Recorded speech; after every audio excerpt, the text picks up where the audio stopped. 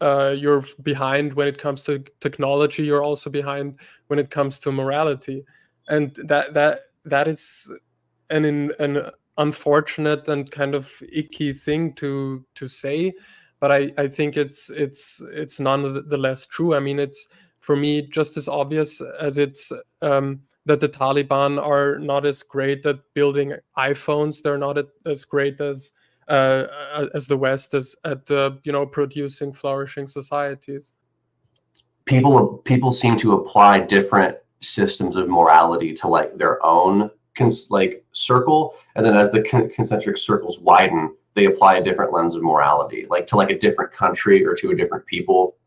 Kind of like, not to get into politics too heavy this early, but like with like Israel Palestine, right? Totally different moral framework that those two peoples apply to each other than they would apply to their own country, in terms of like how much they value the lives of a civilian on the other side. Zero moral worth, to them. So it's like, well, in a sense, I think that is the problem with moral relativism, because a moral relativist kind of assumes, okay, for me and my society, it's good that women have rights, that they can choose their occupation, that they can choose whom to sleep with, whom to marry.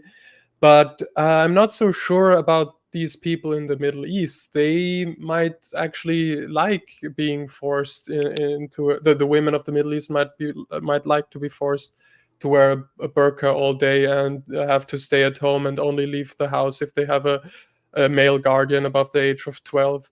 That, I think, if you acknowledge that we're all basically human and have a very similar brain structure and are all want the similar things, then you can't remain agnostic about if this really is a bad way to live.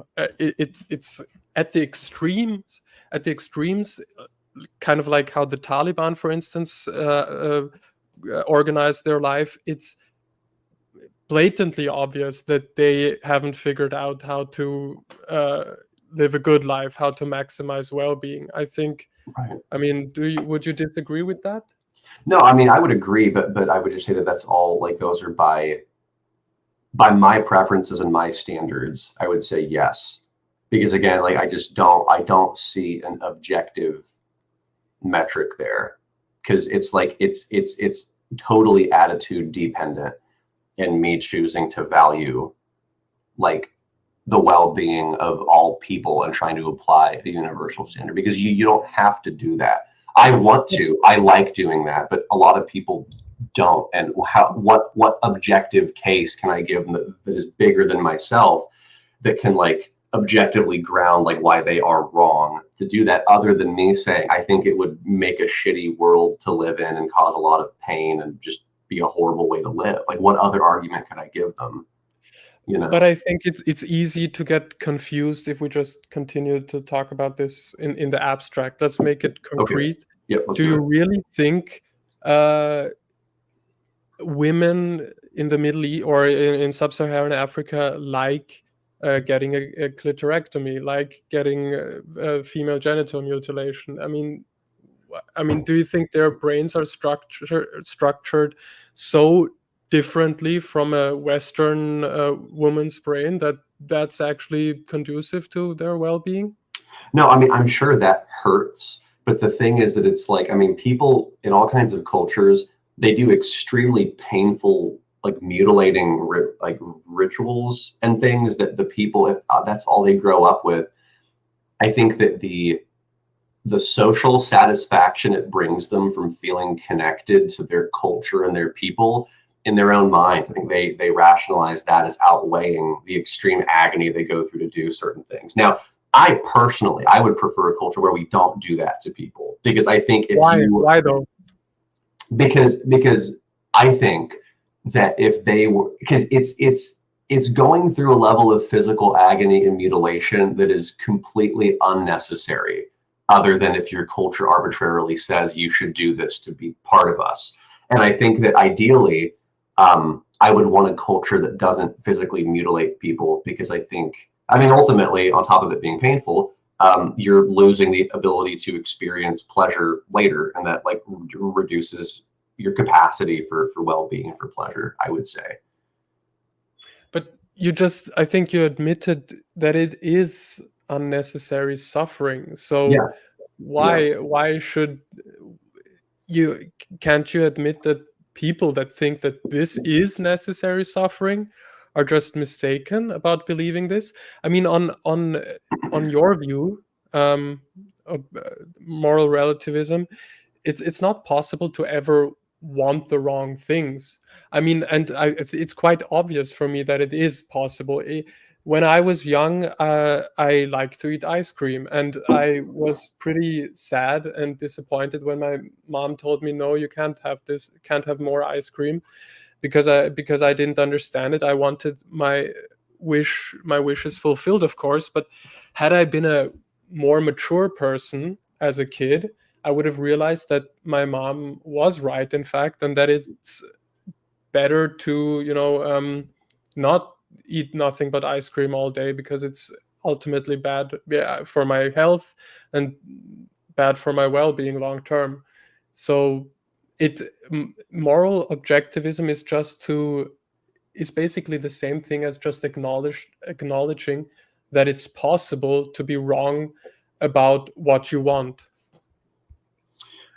I think that we can be wrong about what we want if we deem certain end goals as preferable. Like, are you familiar with just the Kant's hypothetical imperative, or that concept from him? It sounds like a big concept, but like it's basically just like an if so statement. It's like Kant was trying to come up with like his take on ethics was like pretty much like, if you want this certain thing, or if we deem this our end goal, then objectively there are better and worse ways to achieve that end goal. And that's true. And I would agree that my if then would be, if I choose to value human well-being and the mitigation of suffering, which I do value that, then there are objectively better and worse ways of getting there, for sure. The problem is that if statement is just, it is a preference that not everybody holds.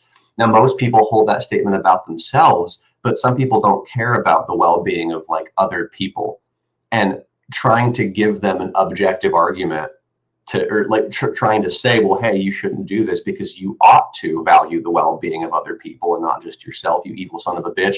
That's not going to stop them, right? So it's like, it doesn't So it doesn't make we it any more imprison those likely that they're going to people. stop. We imprison those people. Yeah, yeah, yeah. Because by our shared agreement of what we generally as a society try to work out through conversation is being well-being, and that also tends to coincide with a universal standard of morality. We hope we try to apply it equally to all people.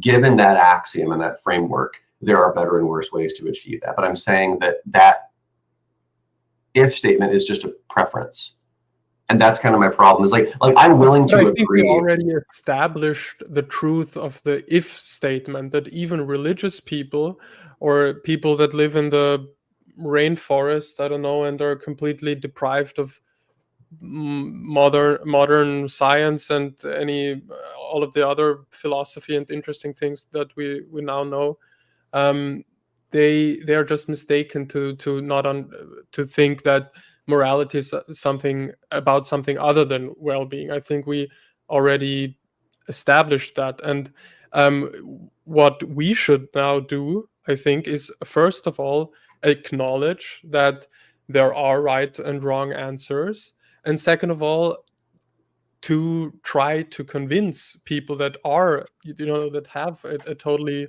upside down view about what constitutes well-being, to change their ways. I mean, that's obviously a long process, and it it has been very it has been in the past, colonialism has been a great sin of the West, and we obviously have to do this carefully. But now that we're so connected through the internet, I think sooner or later, I mean, cultures clash, but we have to, find a common ground.